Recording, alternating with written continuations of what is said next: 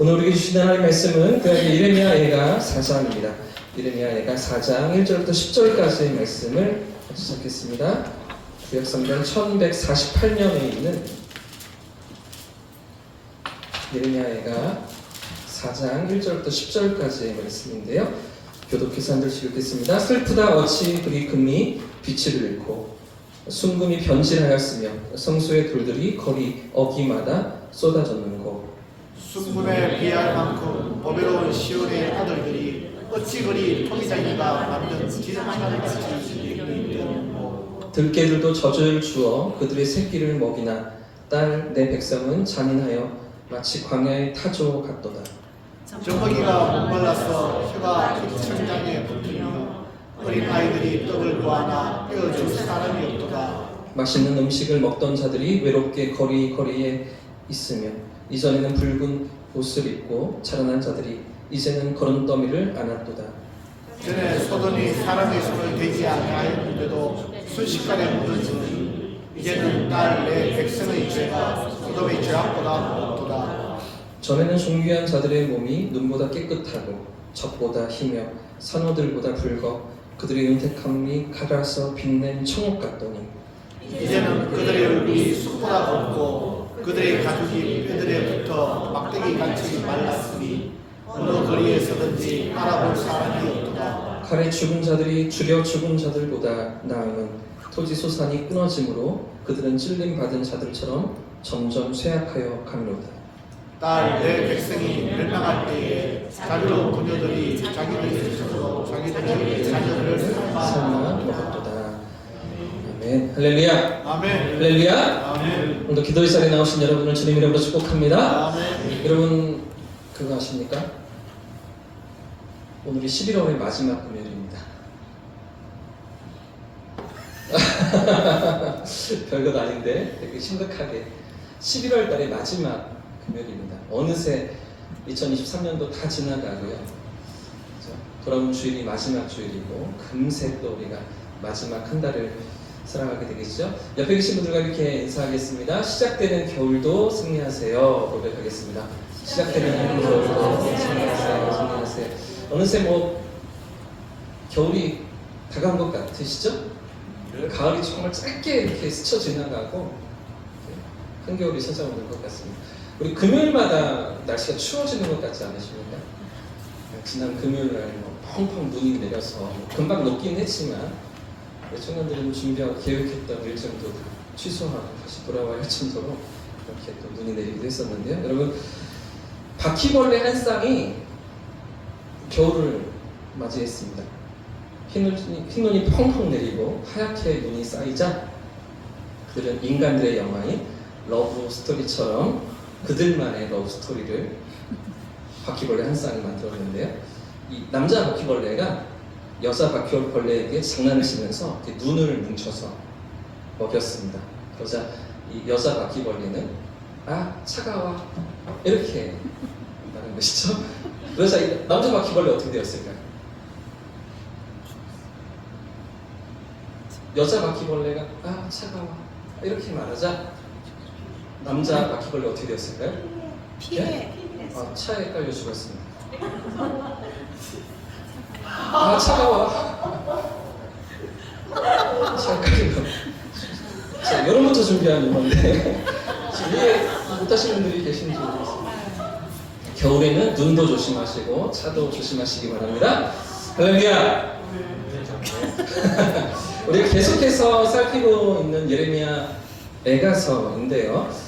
오늘 본문에서 예레미야 선지자는 멸망한 예루살렘 성을 바라보고 있습니다.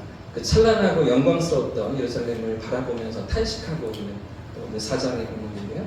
1절 말씀해 보시면 이 과거의 영광과는 비교도 할 수 없는 참담한 지경에 던져져 있는 그런 예루살렘을 지켜보고 있던 것이죠. 자, 1절부터 3절까지의 말씀 한 번 더 같이 읽어보겠습니다. 1절부터 3절 말씀 시작. 슬프다 어찌 그리 금이 빛을 잃고 순금이 변질하였으며 성소의 돌들이 거리마다 쏟아졌는고 순금에 비할 만큼 보배로운 시온의 아들들이 어찌 그리 토기장이가 만든 질그릇같이 여김이 되었는고 들깨들도 젖을 주어 그들의 새끼를 먹이나 딸 내 백성은 잔인하여 마치 광야의 타조 같도다. 네. 지금 예레미야가 보고 있는 예루살렘의 참담함이 무엇입니까? 그 금처럼 찬란하고 순금처럼 보배롭게 여겨지던 그 예루살렘이 그 하나님의 성전과 유다 백성들의 성읍과 그 백성들의 삶이 어떤 처지에 던져져 있습니까? 굶주림에 지쳐 있죠. 간신히 목숨을 유지하는 비루한 그런 사람들만 남아 있다는 것입니다. 그래서 3절 말씀해 보시면 이렇게 버려진 유다 백성들의 처지가 짐승보다 못하다고 표현하고 있는데요. 심지어 자기 새끼를 돌보는 들개보다 못하여서 자기 자식도 돌아볼 수가 없는 그런 지경에 이르렀다라고 선지자가 표현하고 있는 것이죠. 그러면서 여기 3절 마지막 부분에 보시면 3절 마지막에 보시면 유다 백성들이 이런 참담함과 잔인함을 표현하면서 마치 무엇과 같다고 이야기하고 있습니까? 광야의 타조 같다 이렇게 비유하고 있는 것이죠. 여러분 타조가 어떤 동물입니까? 타조 지구상에서 가장 큰 새입니다. 근데 날지 못하는 새이죠. 커다란 덩치와 아주 독특한 생김새 그런 새이지만 조류임에도 날지 못하는 새가 타조잖아요. 그런데 이런 것들만이 타조의 특징이 아니라 아주 특별한 행동이 타조에게 있다고 합니다. 타조가 가진 아주 독특한 습성. 이 타조는 번식 때가 되면요, 여러 암컷들이 함께 알을 한 곳에 한 둥지에 낳는다는 것이죠. 뿐만 아니라 그렇게 알을 모아서 한 둥지에 모아둘 뿐 아니라 가장 힘이 센 우두머리 암컷과 수컷 한 마리가 이 쌍으로 둘이서만 이 알들을 품는다는 것입니다. 여러 알들, 많은 그 암컷들이 낳은 알을 한 마리 암컷과 한 마리 수컷이 품게 되는데, 근데 모아둔 알들 중에서 너무나 이 알들이 많을 때에 다 그 알들을 품지 못하면, 그러면 이것도 품고 저것도 품다가 다 부화가 안 되니까 품을 수 있는 만큼만 남겨두고 그렇지 못한 것들은 밖으로 밀어낸다는 것이죠. 둥지 밖으로 밀어내어서 깨뜨려 버려야 된다는 것입니다. 그러니까 이 두 마리의 수컷과 암컷 두 마리가 품을 수 있는 개수까지만 품고서 나머지는 버려버리는 그런 습성이 이 타조에게 있다는 것이죠. 그럼 그렇게 내가 낳은 알들이, 내가 낳은 그 새끼들이 밀려나서 둥지에서 버려질 때, 이 둥지에서 떨어질 때 그 낳은 어미는, 그 알을 낳는 어미는 저항해야 되지 않겠습니까? 자기가 품겠다라고 이렇게 나서야 되지 않겠습니까? 그런데도 이 다른 타조 암컷들은 전혀 신경을 쓰지 않는다는 것이죠. 낳아놓고만 돌아선다는 것입니다. 전혀 자기가 낳은 알에 관심을 두지 않고 그렇게 던져두고서 신경을 쓰지 않는, 그게 타조의 습성이라는 것이죠. 지금 예레미야는 이런 타조의 특성의 유다 백성들을 빗대어 표현하고 있습니다. 이렇게 무정하고 무책임한 타조처럼 유다 백성들 역시 그 자식들을 돌보지 않고 있다라는 것이죠. 자, 이어지는 4절 말씀이 그 내용인데, 젖먹이들이 목이 말라서 혀가 입천장에 붙고 있는데도, 어린 것들이 떡을 구하고 있는데도 누구 하나 돌아보는 사람이 있습니까? 없습니까? 아무도 없잖아요. 근데 문제는 이것보다 더 비참한 현실이 있습니다. 우리가 읽었던 마지막 절인데요, 이 정도만이 아니라 더욱 말할 수 없이 참담한 그들의 형편이 무엇입니까? 10절 말씀도 같이 읽어보겠습니다. 시작. 딸 내 백성이 멸망할 때 자비로운 부녀들이 자기들의 손으로 자기들의 자녀들을 어떻게 했다고요? 이런 처참한 지경에까지 그들이 내몰려 있다는 것이죠. 이 모든 괴로움 속에서 자식을 삶아 먹을 때까지 그들이 내몰려 있다는 것이죠. 여러분 생각해 보십시오. 유다 백성들에게까지 잔인하고 끔찍한 일을 저지르기까지 그들이 당한 환난과 굶주림 얼마나 심각했었을까? 생각해 보십시오. 가장 먼저 보살핌을 받고 돌봄을 받아야 하는 그런 어린 아이들이 먹을 양식이 없습니다. 굶주림에 시달리고 있습니다. 마실 물이 없습니다. 극도의 기근에 시달리고 있다. 그런 상황입니다. 뿐만 아니라 그렇게 죽은 아이들을 먹어야 합니다. 그런 죽은 자식들을 삶아 먹어야 하는 지경에 이르러 있던 그런 상황에 내몰려 있는데도 누구도 이런 그들을 도울 수 없고 막아설 수 없는 그런 처지에 유다 백성들이 있었다는 것 아니겠습니까? 여러분, 그럼 왜 유다 백성들이 이런 지경에 이르렀습니까? 무엇 때문에 이런 처참한 지경에 있는 것이냐? 처음부터 하나님은 이런 괴로움과 이런 고통을 피할 수 있는 길을 가르쳐 주셨잖아요. 이런 비참한 상황에 놓이지 않기를 하나님은 원하셨습니다. 그래서 예레미야를 통해서 무려 얼마 동안 하나님의 뜻을 선포하게 하십니까? 약 50년의 시간, 47년 동안 젊었을 때 20살에 이 선지자를 부르셔서 일평생 동안 하나님의 말씀을 대언하게 하시고 그 말씀 앞에 유다 백성들이 돌이키며 회개하며 하나님을 찾을 수 있기를 원하셨던 것 아니겠습니까? 그런데도 끝까지 유다 백성들의 선택이 무엇이었습니까? 결국에 그들이 선택하고 붙들고 나아갔던 것이 무엇입니까? 하나님이 아니었죠. 애굽을 의지하면서 이집트의 지원군이 찾아와서 나를 도와줄 거라고, 그들이 나의 힘이 되어줄 거라고 그 굳은 믿음을 가지고서 끝까지 죽을 길로 달려가면서 말씀을 대언하는 선지자를 모질게 때리기도 하고요, 구덩이에 던지기도 하고요, 몇 번이나 죽이려고 시도하면서 그 길이 살 길이에요. 하나님이 아닌 이방 나라를 의지하는 것이 살 길이라고 그들이 굳게 믿고 있었던 것이죠. 그리고 그 선택의 결과가 무엇입니까? 그 결과가 지금 1절부터 4절까지의 말씀이 10절 말씀에 나타나고 있는 것이죠. 백성들이 굶어 죽어가고 있는 것입니다. 뿐만 아니라 그 속에서 이 목숨을 연명하기 위해서 죽은 자녀들의 사체라도 삶아 먹어야 했던 그런 처지에, 그런 운명에 그들이 들어가 있던 것이죠. 결국에는 예루살렘이 순식간에 파괴되고 말았습니다. 그렇게까지 버티고 버텼는데 결국에는 그 성벽이 무너지고 그 무너진 성벽 사이로 적군들이 물밀듯이 밀려 들어와서 사륙하며 노략질을 하며 수많은 백성들을 포로로 노예로 잡아가는 그런 참담한 지경에 이 백성들이 던져져 있던 것이죠. 사랑하는 여러분, 유다 백성들이 왜 이런 재앙을 당해야 했던 것입니까? 왜 이런 재난을 피하지 못한 것입니까? 이유가 무엇입니까? 하나님을 떠나 있었기 때문입니다. 하나님의 뜻을 끝까지 거절했기 때문입니다.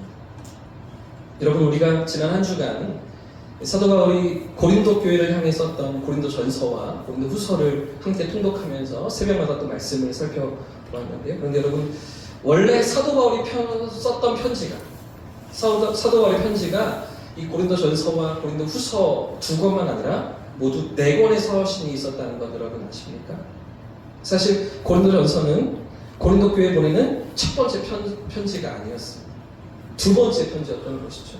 고린도전서 5장 9절 말씀을 보십시오. 5장 9절에 내가 너희에게 쓴 편지에 음해하는 자들을 사귀지 말라 하였었다라고 표현하고 있습니다. 고린도전서 5장 9절입니다. 그러니까 내가 너희에게 쓴 편지, 이전에 쓴 편지가 있었다는 것이죠. 그때도 너희의 음행을, 너희의 문제를, 너희 하나님 앞에서의 어긋난 삶의 모습들을 돌이키라고 말했었잖아. 그러면서 표현하고 있는 게 5장 9절 말씀이죠.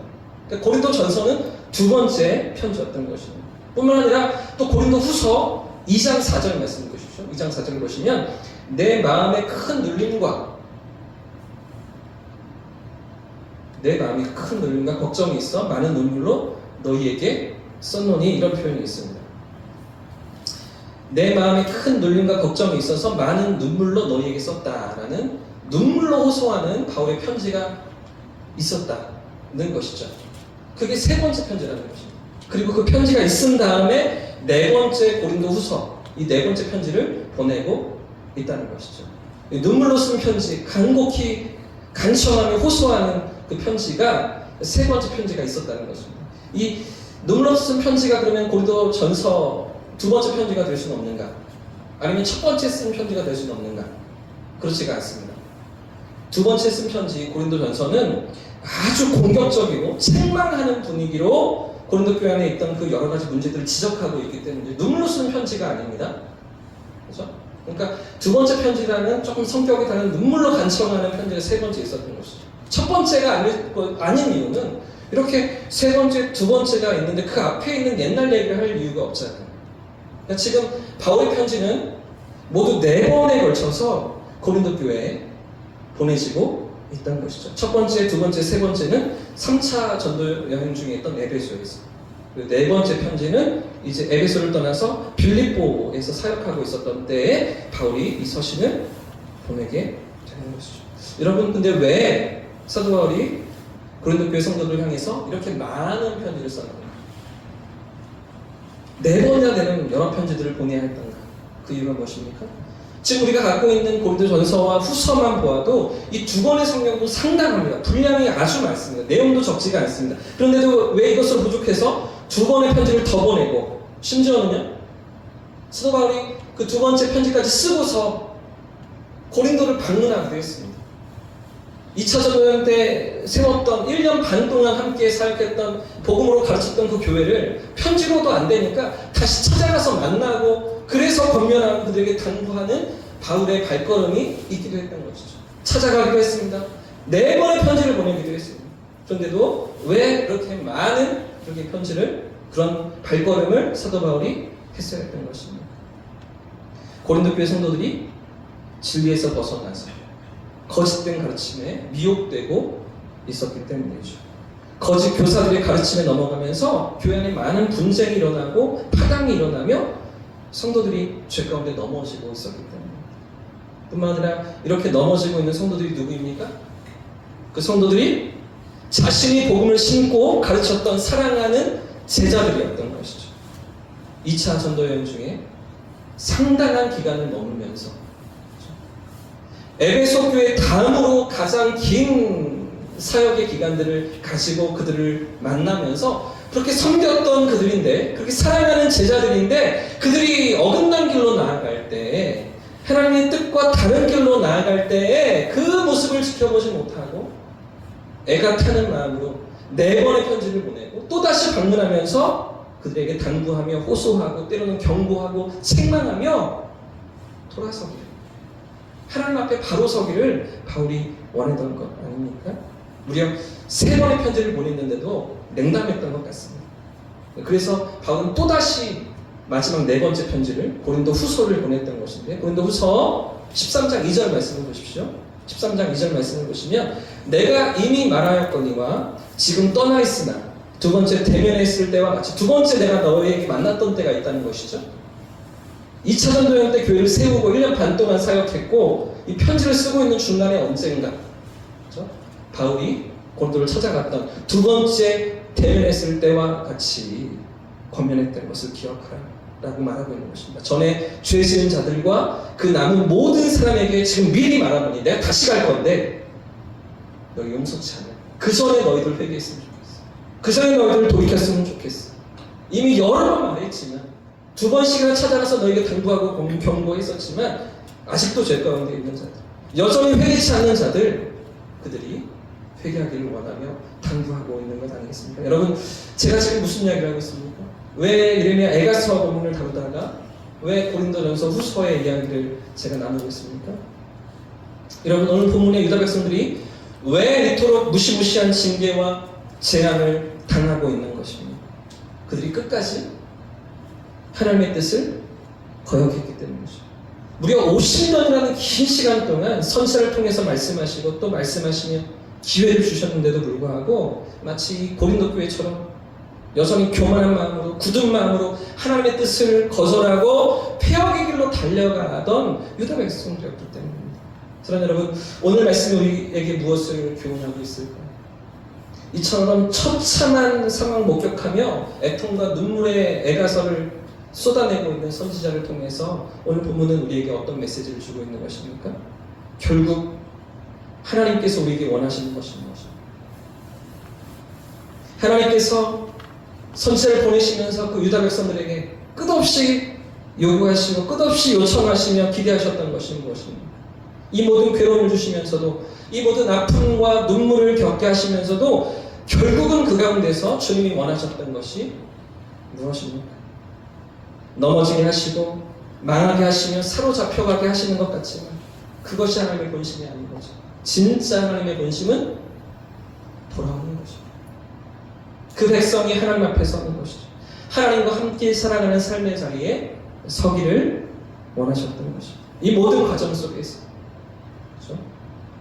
바빌론의 침략을 당하고 성벽이 무너지고 포로로 잡혀가는 모든 백성들이 괴로움을 당하는 이 모든 아픔 속에서 하나님을 찾고 하나님을 만나는 그런 삶의 자리로 나오기를 주님은 원하셨던 것입니다. 사랑하는 여러분, 오늘 우리의 삶에도 왜 이런 크고 작은 어려움이 일어날까요? 왜 원치 않는 장애물들이 우리의 앞을 가로막는 것입니다. 왜 우리가 하나님의 백성으로 이 땅을 살아가는데 그런데도 우리의 삶에 이런저런 고난이 있는 것입니다. 때때로 우리가 하나님을 놓치고 살기 때문이죠. 하나님이 없는 것처럼 살 때가 너무나 많기 때문입니다. 그래서 20세기 최고의 변증가였던 C.S. 루이스는 이런 말을 남겼습니다. 고난은 우리를 향한 하나님의 확성기이다. 고난을 통해서 우리에게 말씀하시는 것이죠. 고난 속에서 우리에게 찾아오시는 하나님이시라는 것이죠. 여러분, 며칠 전에 우리나라 대통령이 영국 의회를 방문하면서 영국의 역사학자였던 아놀드 토인비의 말을 인용했던 것이 화제가 되고 뉴스에 나왔었는데요. 문명은 도전과 응전을 반복하는 과정에서 탄생하고 발전한다. 는 세계적인 역사학자의 이 토인비의 말을 인용한 것이죠. 이 토인비가 쓴 도전과 응전이라는 책에서 인류의 모든 역사는 외부에서 오는 도전에 효과적으로 응전했다. 그러니까 그 도전을 극복했던 민족과 문명만이 살아남고 나머지는 다 사라졌다. 이렇게 말했던 것인데요. 여러분, 우리 삶도 마찬가지 아닙니까? 우리 신앙도 마찬가지 아닙니까? 우리 삶에 찾아오는 여러 가지 시련과 위기 속에서 그런 문제와 고난을 어떻게 극복하는가, 어떻게 이겨내는가, 그에 따라 우리 삶의 방향이 달라지고 우리 신앙의 모습도 달라지는 것이죠. 그런데 그런 위기들 속에서 하나님이 우리에게 기대하시는 바가 무엇이라고요? 그런 고난을 허용하시고 시련을 허용하시면서 하나님이 우리에게 원하시는 바가 무엇이라고요? 어떤 삶의 자리로 우리를 이끌어가시기 원하시는 것입니까? 하나님 앞으로 더 가까이 나아가기를 원하시는 것이죠. 할렐루야! 우리 삶이 주님 앞에 서 있기를 원하시는 것입니다. 방금 말씀드린 아놀드 토인비가 자주 비유로 들면서 했던 이야기 중에 영국 북해에서 청어 잡이를 하던 어부들의 이야기가 있습니다. 이 청어를 잡던 어부들의 가장 큰 관심사는 이 청어가 아주 차가운 바다에 사는 생선이래요. 그런데 이 영국 북쪽에 있는 해역에서 청어를 잡아서는 이 먼 거리가 되는 그 런던까지 청어를 실어와야 했는데, 그런데 어떻게 이 청어들을 싱싱하게 살려서 운반하는가, 이게 어부들의 늘 고민이었던 것이죠. 아무리 노력해도 이 청어를 잡은 배가 런던에 도착할 때쯤이면 이 청어들이 거의 다 죽고 시들시들해져 있더라는 것이죠. 그런데 많은 어부들 가운데서 한 어부의 청어만은 늘 싱싱하게 살아있었다고 합니다. 늘 싱싱하게 살아있는 청어를 가지고 와서 어시장에 내놓곤 했었는데요.